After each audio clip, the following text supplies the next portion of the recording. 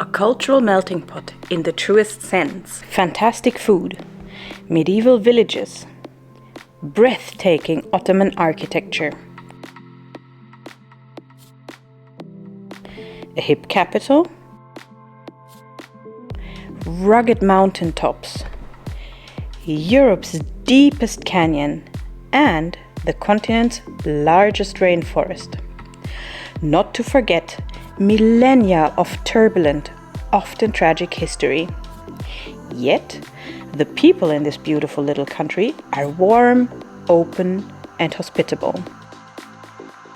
A country that, because of its rich natural and cultural treasures and the very affordable cost of living, has a real chance to become one of the biggest tourism and digital nomad hotspots. But as of now, might be Europe's best hidden secret. Bosnia and Herzegovina. To those that know the name Bosnia and Herzegovina, the name might evoke images of the horrible war in the 1990s that tore the country apart. And of course we will talk about those, because history shall not be forgotten. But to only equate Bosnia and Herzegovina with the war does the country a huge injustice. It has so much more to offer, both culturally and in terms of absolutely unique, beautiful and breathtaking nature. For many centuries, Bosnia and Herzegovina used to be a prime example of different cultures and religions living together peacefully. So much so that its capital, Sarajevo, is actually referred to as the Jerusalem of Europe. Here, Eastern Ottoman culture quite literally means Western Austro-Hungarian culture, with both having invaded the country and left their mark, culturally and with impressive, beautiful architecture. Here, Muslim, Roman Catholic and Serbian Orthodox houses of worship stand side by side, and their different calls to prayer, be that from a minaret or by the bells of a church tower, will reach the ears of their followers throughout the day. Here, Ramadan, Christmas and Orthodox Christmas are all celebrated equally.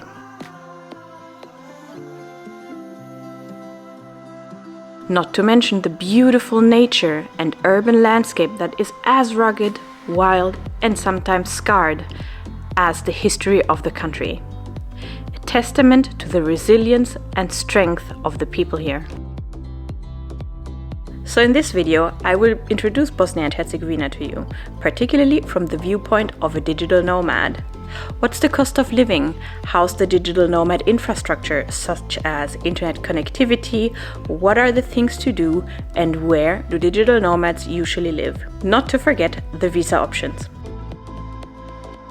Bosnia and Herzegovina is a country on the Balkan Peninsula in southeastern Europe. It borders Croatia, Serbia, and Montenegro, and even has a teeny tiny little 20-kilometer or 12.4-mile piece of coastline by the Adriatic Sea. Its name, Bosnia and Herzegovina, is a reflection of the two separate regions that make up the country. Bosnia is the largest region and in the north of the country. It encompasses about 80% of the whole territory. Herzegovina is the smaller southern region of the country. It is an incredibly culturally diverse country, with about 50% of the population being Muslim, 30% Eastern Orthodox, and 15% Catholic. A diversity that is also reflected in the country's architecture, food, and traditions. Bosnia and Herzegovina is neither in the Schengen region nor in the EU, but it is a recognized candidate of the EU. This means that you can enter Bosnia and Herzegovina for 30 days if you have a Schengen visa. Exceptions to this are holders of a Kosovoan passport, which will have to get a visa. The country's currency is the Bosnian convertible mark, shortened to KM, which is officially pegged to the euro. When it comes to best time to travel there in terms of weather, that depends a little on where you are and what you want to do. The Adriatic coastline is more Mediterranean, but the capital, Sarajevo, enjoys continental weather, meaning 4 seasons, warm to hot summers and cold, snowy winters. Now that we've covered the basics of the country, let's turn to the complicated history. I personally am a firm believer that as travelers we need to know and understand at least the basics of the history of the country that we are visiting. To be better guests, of course, to have an understanding for the culture and the region that we're visiting, and generally just to form better connections with our fellow human beings. So let's start with an oddity that is a result of the recent history. Bosnia and Herzegovina has 3 presidents. Wait, what? Yes, each of the 3 biggest ethnic groups votes for their own representation out of their own religious background or ethnicity as a president. And these 3 have to rule together and take turns in deciding. The long explanation behind that is very complicated and is actually often referred to as the world's most complicated political system. So let me try and give you a short explanation. In the decade between 1991 and 2001, the Yugoslav wars raged in the now independent countries of what was then the Socialist Federal Republic of Yugoslavia: Croatia, Serbia, Montenegro, Kosovo, Slovenia, and Macedonia. The war in Bosnia and Herzegovina lasted from 1992, when Bosnia and Herzegovina declared independence from Yugoslavia, until 1995, when a peace agreement was reached on an US Air Force base near Dayton, Ohio, the Dayton Agreement. The Bosnian War was the most brutal and destructive of all the Yugoslav wars, and over 100,000 people were killed. So what happened? After the death of Yugoslavia's president Josip Broz Tito, the country began to fall apart, fueled by ethnic and nationalistic conflicts. Croatia and Slovenia were the first to claim independence from Yugoslavia, which had its main seat of power in Serbia. This put particularly Bosnia and Herzegovina in a difficult situation because of its multiculturalism. As I mentioned in the introduction, the country is multi-ethnic, with at the time about 44% Muslim Bosniaks, 32.5% Orthodox Serbs, and 17% Catholic Croats. This meant a lot of divided interests. Bosnia and Herzegovina, after passing a referendum, also declared independence from Yugoslavia. But the Orthodox Serbs in Bosnia and Herzegovina did not accept the referendum for independence. Instead, supported by Serbia's President Slobodan Milosevic and the Yugoslav People Army, the Orthodox Serbs strived for an independent territory and state, the Republic Srpska. The Serb forces consequently began attacking Sarajevo, and what followed was the longest siege in modern warfare, the Siege of Sarajevo. If, like me, you are in your 30s or approaching the end of your 30s for that matter, and you grew up in Europe, you will probably remember the Bosnian War. However, I've always had the impression that this part of European history did not get covered that much outside of Europe, which is why I'm giving you an introduction here. So, back to Sarajevo. The goal of the Serb forces was to ethnically cleanse the claimed territory of all non-Serbs, but particularly Bosniak Muslims. The city of Sarajevo, the capital of Bosnia and Herzegovina, lies in a valley.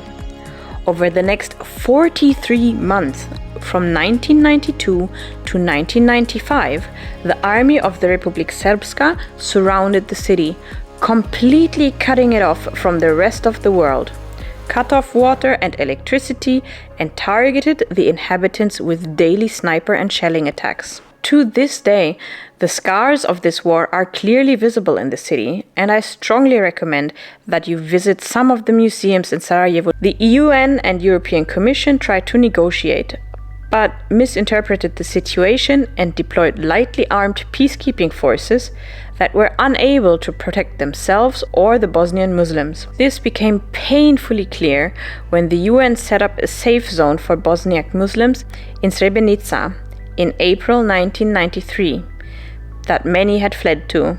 The cities of Sarajevo, Zepa, Gorazde, Tuzla, and Bihać were also included in the safe zone a month later, with little success. Instead of honoring those safe zones, however, the Bosnian Serb forces began an ethnic cleansing campaign in eastern Bosnia-Herzegovina, targeting particularly the safe zones that the Bosniak Muslims had fled to. Between the 11th and the 19th of July of 1995, during the massacre of Srebrenica, the Bosnian Serb forces killed over 8,000 Bosnian Muslim men and boys and raped the women and girls. This genocide and connected death of the peacekeeping personnel that tried to protect the victims finally led the international community to brokering a peace agreement on an Air Force base in Dayton, Ohio. The Dayton Agreement that would lay the foundations for the political system the country has today. As always, I would like to make the disclaimer here that this account is very black and white and definitely incomplete. My goal here is to give you an overview, an idea of the history of this country, hoping to motivate you to research and find out more yourself once you are there. On the other hand, I think that it does the country a huge injustice to only be remembered for this horrible war. So now that we've covered it, let's move on to the more beautiful, breathtaking aspects of this country. Its natural sights, its city, its history, and its culture. Let's move on to digital nomad must-haves. Digital nomad must-haves are things that you, particularly as a digital nomad, might need to live your digital nomad lifestyle. First of all, of course, internet. The internet connection in the country is stable and decent, particularly in bigger cities, though it might not be as fast as you're used to. However, free Wi-Fi is not as widely available. Therefore, getting a SIM card with a data package, working from a co-working space, and or making sure that you have good internet connection from your accommodation so you can work from there are essential. You will find co-working spaces in the bigger cities, such as Sarajevo and Mostar. When it comes to infrastructure, Bosnia and Herzegovina has 4 airports, with the one in Sarajevo most likely being the one you would arrive at if you come by plane. An inexpensive and widely used means of transportation is by bus. It is also a really inexpensive way to get from one country in the region to another country. As I mentioned in last week's video about Montenegro, however, the driving style in the area can feel a little scary to some. But buses have an extensive coverage of the area, and you can reach even smaller villages with them. You can even just hail a bus along the side of the road, but I would recommend making a reservation just to be sure, particularly during peak seasons. Be aware that you will be charged extra for putting luggage in the trunk. Now, I have been mentioning repeatedly how I prefer to travel by train. And they do exist in Bosnia and Herzegovina. However, they are old and slow. So I guess it depends on how much this bothers you. One train route that is particularly known for its beauty is the one between Sarajevo and Mostar. For maximum independence, your option of course could be to rent a car. The driving style I mentioned when talking about buses of course also relates to other traffic participants. So be aware of that. Other than that, the roads are in decent condition and renting a car is a good way to discover the region independently.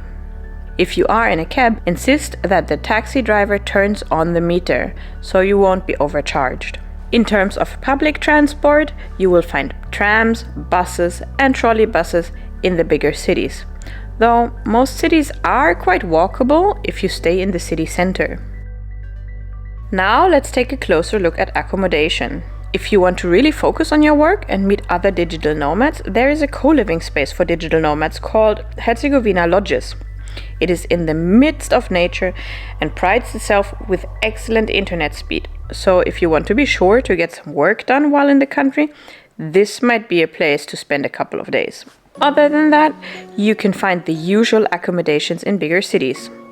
Hostels, hotels, Airbnbs. When talking about cost of living, I get my numbers from Numbeo because it is a crowdsourced and up-to-date platform. And I always translate the currency to US dollars to make sure that I have a currency that most people can relate to. Keep in mind that the cost of living prices vary a lot depending on where in the country you will stay and of course your lifestyle.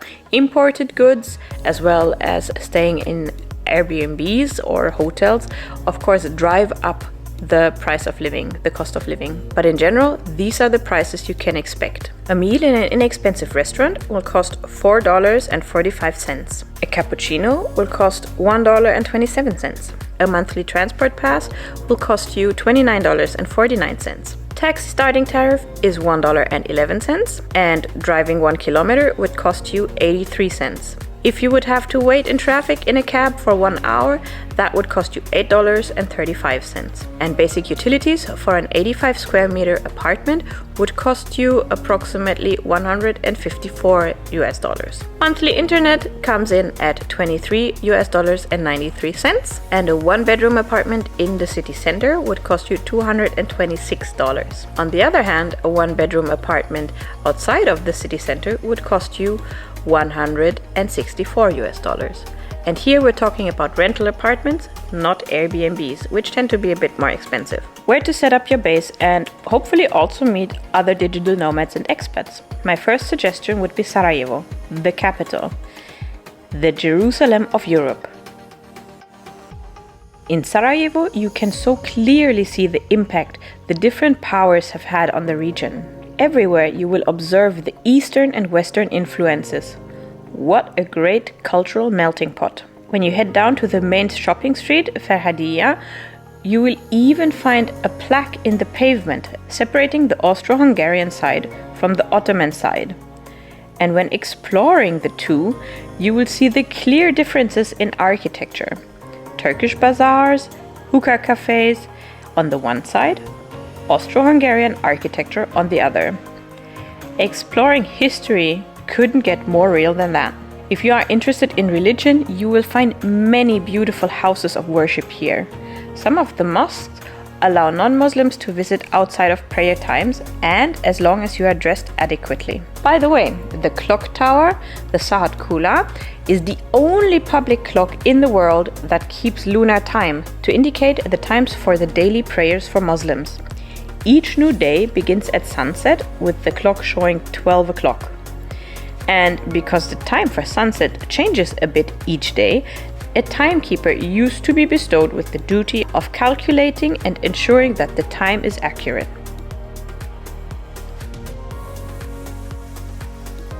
While grungy in places, Sarajevo also has a modern face, with new cafes, restaurants and happenings popping up everywhere. And if you are into city conveniences, like shopping malls, gyms, museums and the like, Sarajevo is the place for you. Sarajevo is also the biggest city in the country and offers the most reliable digital nomad infrastructure and the biggest group of expats. You will find plenty of cafes with Wi-Fi as well as co-working spaces to meet new friends. Finding accommodation in the city center will make sure that you will be in walking distance of everything you need for your daily life. It is also the place where you will most likely find the most people speaking English. Sarajevo has a good public transport system, and if you want to get a good impression of the city, hop on Tramline 3, which stops at all major tourist attractions. Speaking of exploring history, if you want to learn about the culture, the country and its history, Sarajevo is the place to start. I already mentioned that you can clearly see the different Eastern and Western influences everywhere. To get back to the beginnings of the city, head to the historic center, Počitelj. I am so sorry if I pronounced that wrong. This is where the city of Sarajevo began in the 1400s. Staying in Sarajevo also makes a good base for trips around the country due to its central location. Don't miss Coppersmith Alley, where to this day beautiful copper plates, cups and other household items are crafted by hand, as they have been for hundreds of years.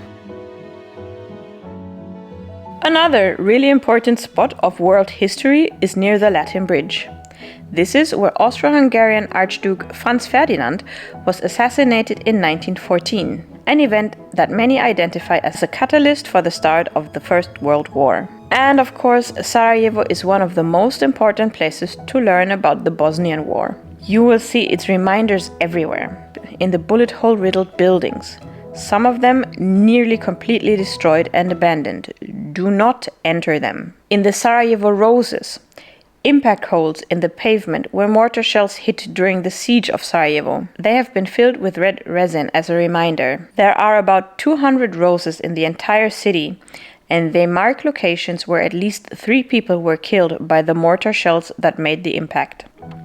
The Tunnel of Hope is a tunnel that during the 4-year-long siege was the only secret connection out of Sarajevo to get supplies, weapons, and communicate with allies. For some lighter activities and a great view, take the cable car to Mount Trebević. Enjoy the view over the city and take a stroll back down. Do not ever leave the path though.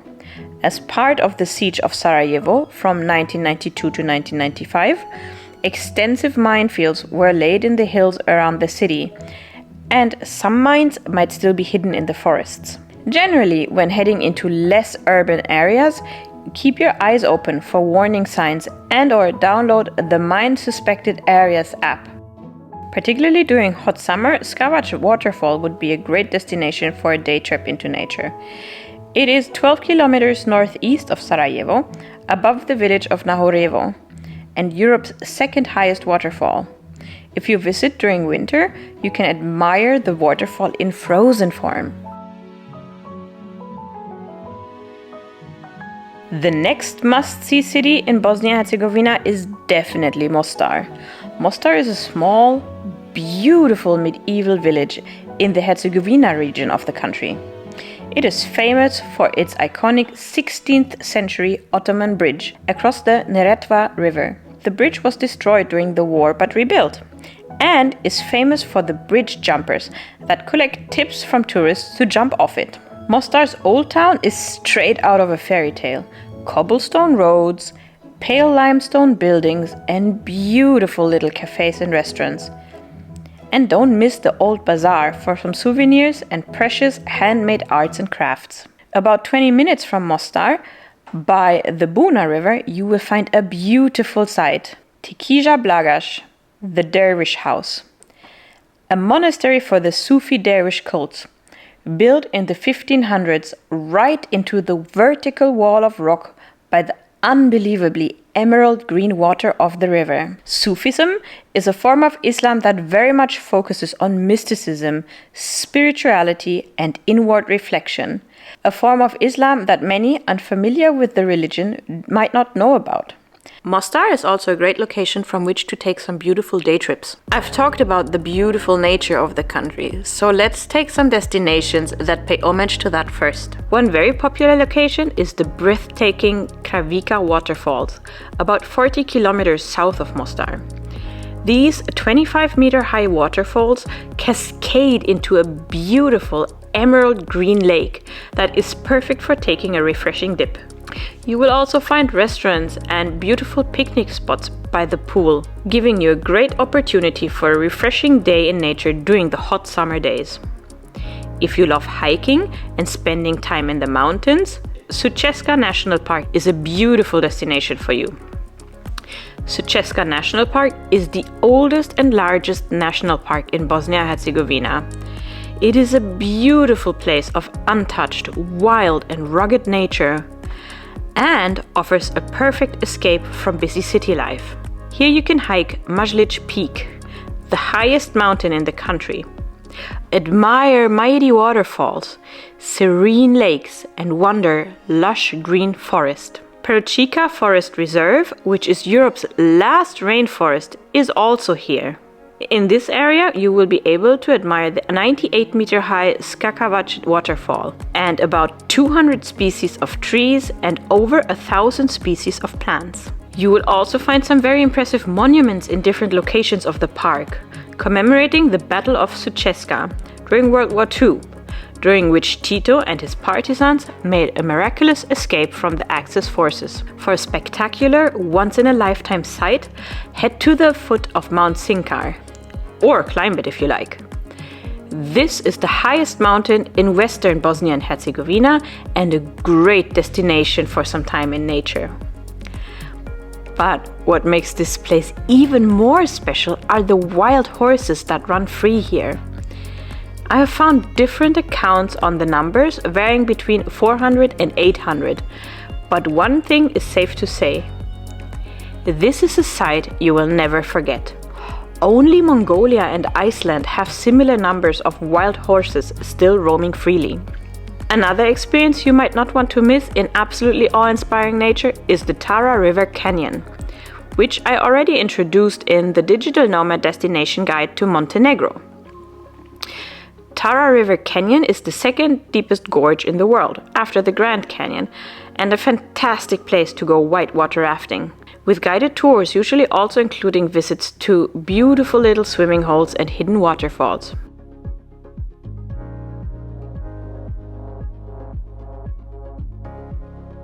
For a deeper insight into historic village life, visit Počitelj on the way to Mostar. It is the best preserved village in the country, and the historic core, protected by an ancient city wall, even serves as an open-air museum. Well, now that I've introduced the country to you and hopefully have woken some interest in it, let's look at the visa requirements. For shorter stays, it's always easiest to attain a tourist visa. Check out this video up here to see the different benefits of a tourist visa versus a digital nomad visa. Citizens of 98 countries, including the EU, the US, Canada, Australia, and Japan, can stay visa-free for 90 days.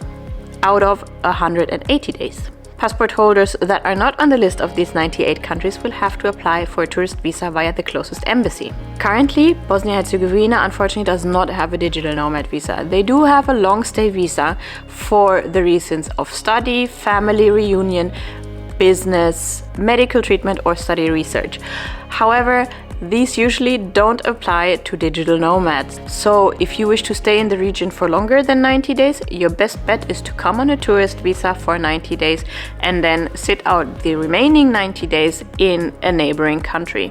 If you're looking for inspiration on the area or which other country you could visit, check out all the videos on the Balkan states that I've been doing recently, or check out next week's Digital Nomad Destination Guide to Slovakia.